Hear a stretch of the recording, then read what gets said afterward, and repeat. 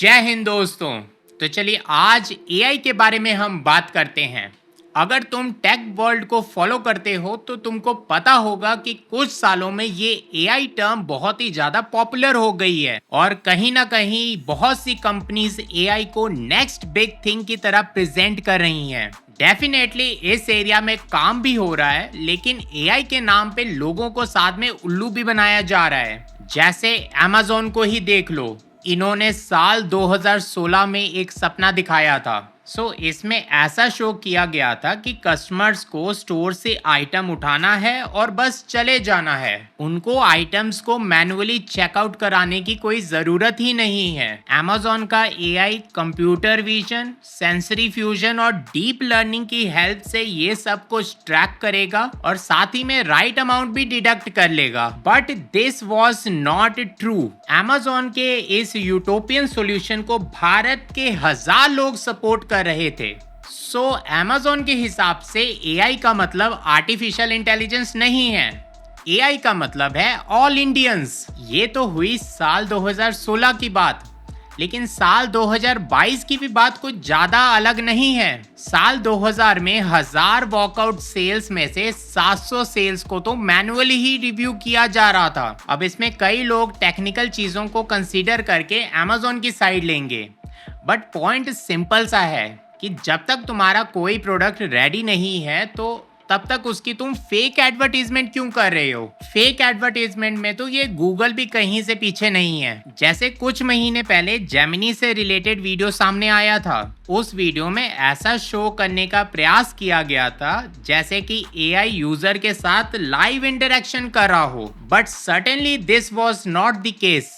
Gemini AI में still images को feed करके रिस्पॉन्स जनरेट करवाए जा रहे थे। ऐसे ही देख लो, अभी मार्केट में बहुत से एआई डिवाइसेस आ रहे हैं। ये क्लेम करते हैं कि इन डिवाइसेस से आपकी लाइफ और भी ज्यादा आसान हो जाएगी। इन डिवाइसेस से आप अपनी ट्रिप प्लान कर सकते हो। इन डिवाइसेस को यूज करके आप किसी खाने की न्यूट्रिशनल वैल्यू पता कर सकते हो। लेकिन पॉइंट तो ये है कि इन सब काम के लिए तो हमारे पास मोबाइल फोन तो ऑलरेडी से अवेलेबल हैं और इन डिवाइसेस के कोई पर्टिकुलर यूज केसेस भी नहीं है। What?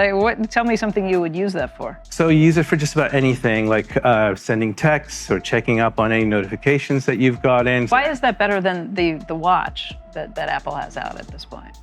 Yeah, so I think the biggest thing here is that it's AI powered. But फिर भी इन डिवाइसेस के साथ ये सारी companies next iPhone moment create करना चाहती हैं, लेकिन ऐसा हो नहीं पाता है। ये जितने भी एग्जांपल्स मैंने दिए हैं इनको टेक्निकल टर्म में एआई वॉशिंग बोलते हैं।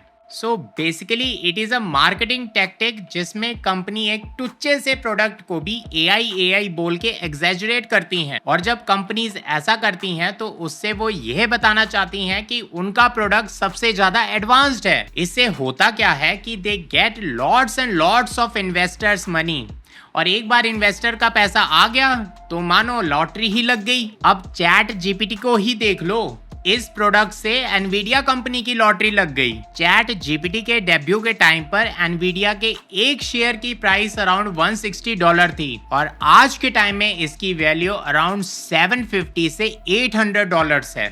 बट घुमा फिरा के तो बात फिर से वही आ जाती है कि एआई से how much value we are getting in return. जैसे जो मैंने एआई डिवाइसेस के बारे में बताया है, उनमें सबसे बड़ी दिक्कत ये है कि उनको प्राइमरली वॉइस के साथ ही यूज करने के लिए डिजाइन किया गया है, बट हम फोन में एप्स को ऐसे यूज नहीं करते हैं। We take so many decisions on the go, और प्राइवेसी का कंसर्न तो है ही। लेकिन क्या करें, अभी एआई रेस लगी हुई है। सारी ही बड़ी कंपनीज एआई को किसी ना किसी फॉर्म में इंप्लीमेंट करने में लगी हुई हैं, and this thing is serious. Even Apple जैसी कंपनी भी एआई प्रेशर को महसूस कर रही है। But with generative AI, Apple might have met its match because now it is scrambling, reportedly in talks to outsource AI features to one of its biggest rivals, Google. This is also a little bit puzzling to me for Apple.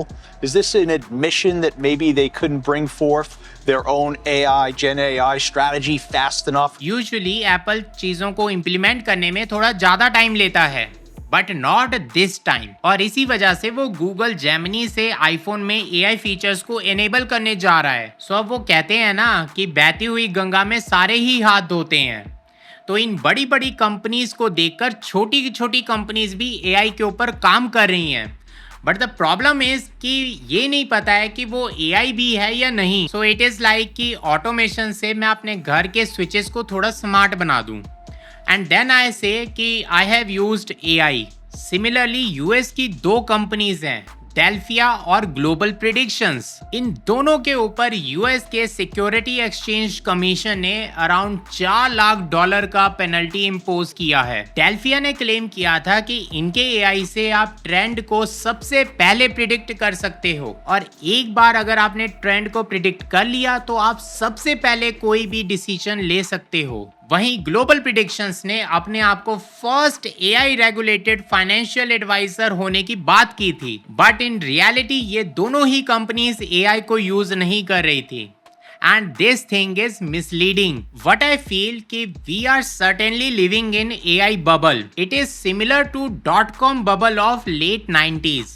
सो आज नहीं तो कल ये bubble भी .com bubble की तरह ही फटेगा, और जब ये फटेगा तब उस समय बहुत से इन्वेस्टर्स के पैसे डूबेंगे। आई वॉन्ट टू से कि एज अ कंज्यूमर आपको जागरूक बनना पड़ेगा।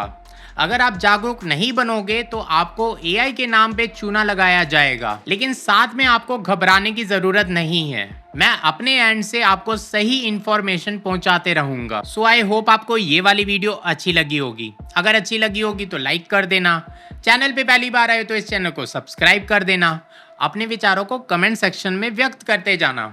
मैं मिलता हूँ बहुत जल्द बहुत से अमेजिंग कंटेंट के साथ। तब तक के लिए जय हिंद।